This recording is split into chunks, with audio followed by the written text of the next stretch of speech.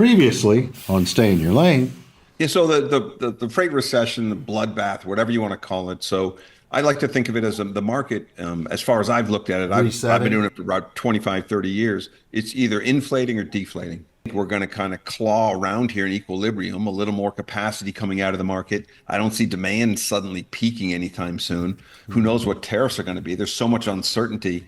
I think we're going to be hovering at this rate where spot and contract bounce up and down a little bit. Yeah, yeah. I was just talking with my colleague Dean Croak about that, and he talked about the Canada border.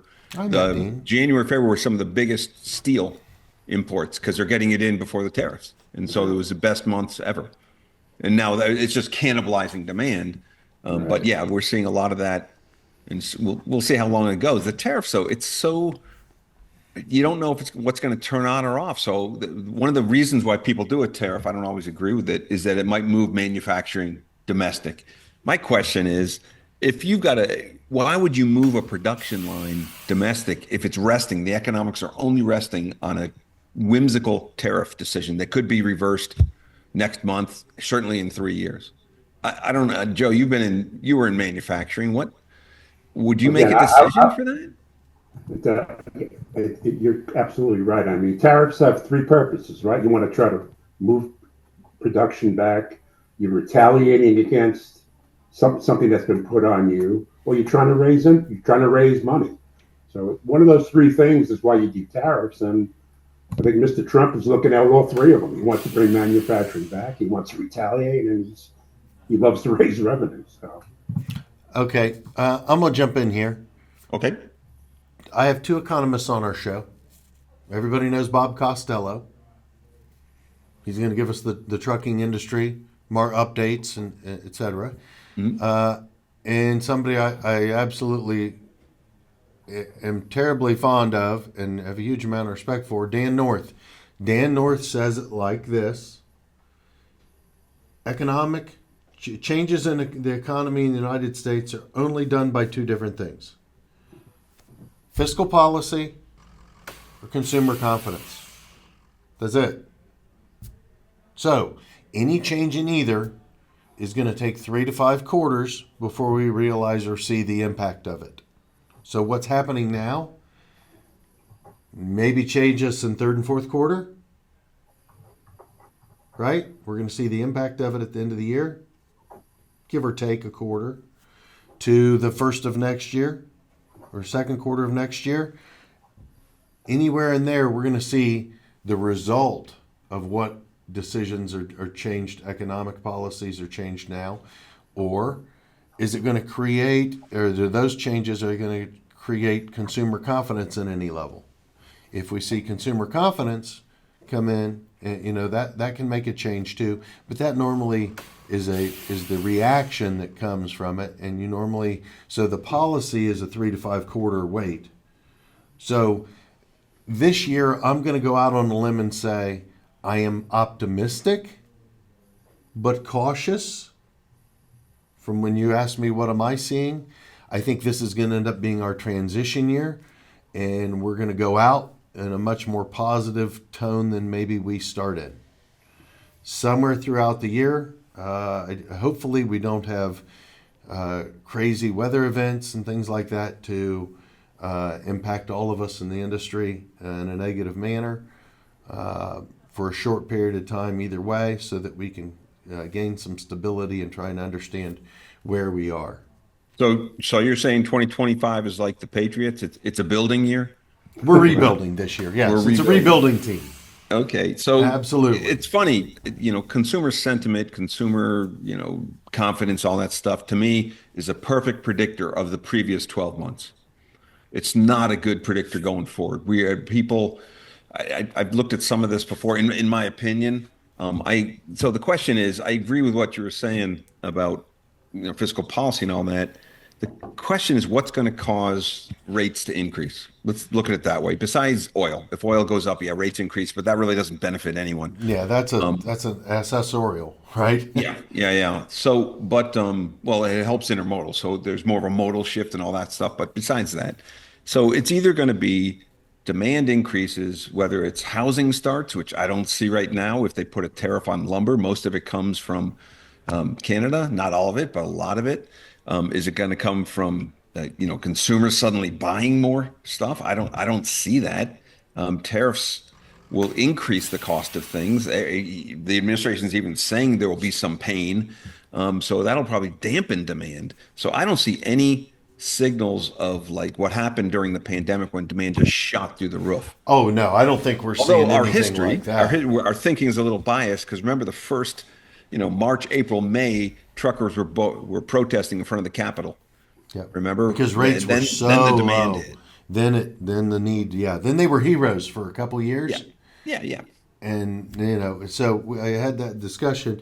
I agree with you that I don't see a huge trigger from a housing perspective.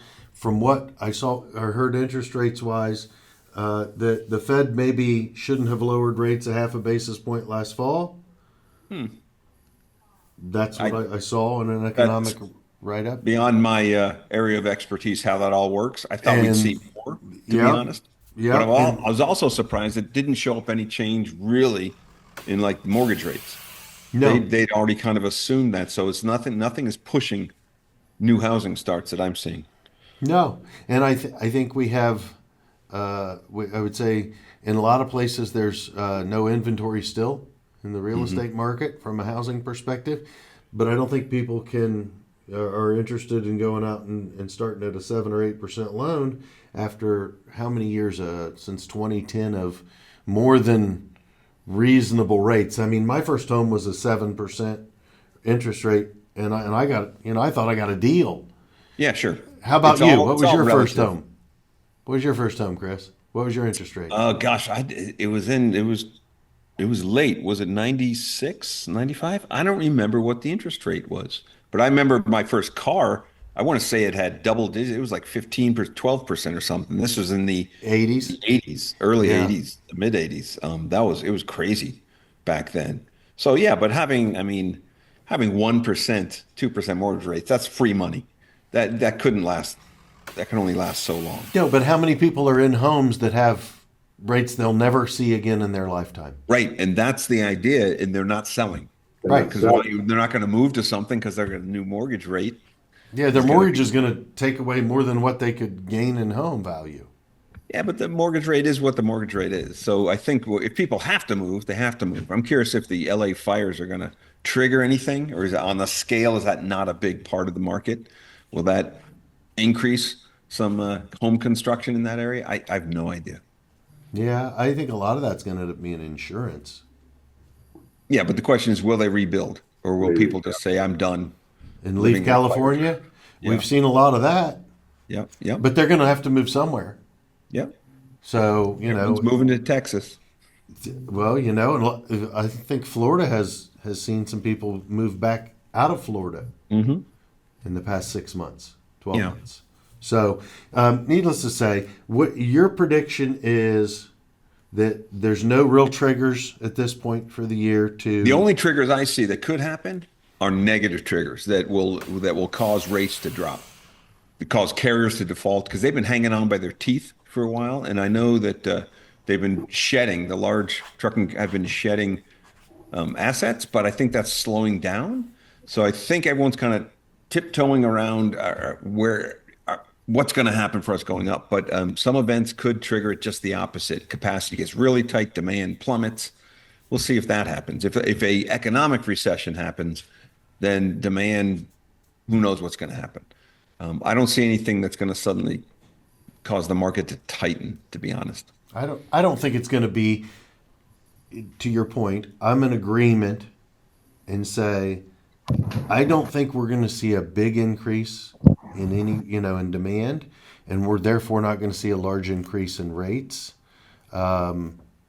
Costs of operating have gone up. Insurance rates Sure. across the board are up Absolutely.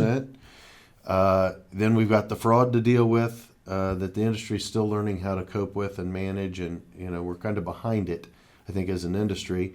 But I don't think we're going to see a COVID again, probably not in any of our careers or even our lifetime scenario like that. Joe, where are you at? Well, I just had a couple of questions for Chris. As you talk to shippers, Do any of them bring up the fact of the changes in immigration, deportation? Is that going to affect labor supply? You've got some manufacturing they need low cost workers. You've got construction, and even on the trucking side. So, anybody bringing those concerns to your press? You Or know, raising? not as much. We have at DAT we have a shipper roundtable once a month, and we have next one in just a couple of days, and that'll be something we'll talk about. In the manufacturing, I haven't had that conversation. I imagine for like food processors, you see a lot of that Yeah, agriculture. right, I'm sure they're right. taking a hit for that. But to be honest, you know, they shouldn't be hiring illegal immigrants. You should be paying. I mean, it's kind of say you can't, we should let illegal immigration in because it's good for manufacturers. So I, so I haven't had those conversations with shippers, but I'm kind of, we'll see how it settles down. But for trucking, I haven't heard as much of an impact. Have you guys? Do you have a lot of drivers? I would think it'd be harder to have a You know, The only CDL. thing the only thing I've heard is that there's a little concern from some of the truckers on the southwest border about Mexican truckers that are probably doing a little more than they should be going into the interior yep. and pulling loads that they probably by law they shouldn't. I Seeing hear more that of that. that is the issue, Joe. You are correct from that perspective. But I saw a statistic, and you guys can confirm or tell me I'm crazy. But majority of the agricultural workers are either here on work visa legally, and that they won't see an impact of it. So You don't think so? Yeah, I no, agree. they're saying But one I to think two there's percent. also, unfortunately, along with this, I mean, so if you look at immigration, illegal immigration, it just shot.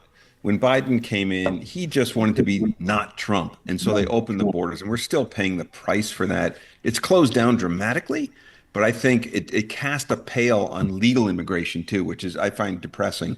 Up at MIT, we have a lot of international students. It's a big world. We have people come in.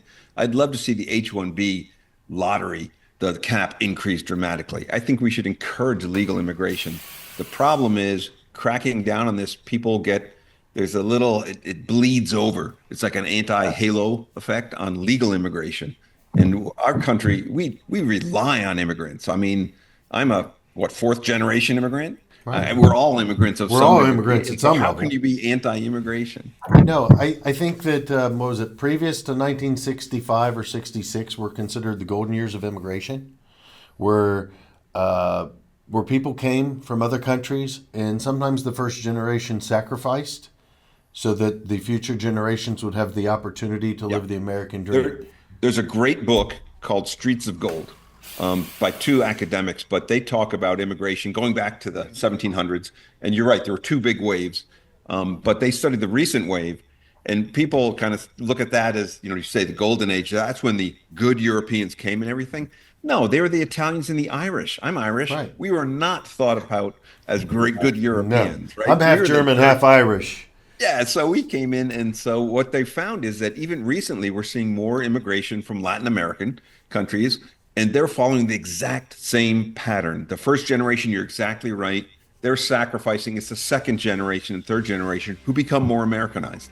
Correct. And so I think it's just a great story, and you see it still happening over and over again. Right, and I think that is damaged by what's happened the past 4 years or so. Continue watching on the next episode of the Stay in Your Lane podcast.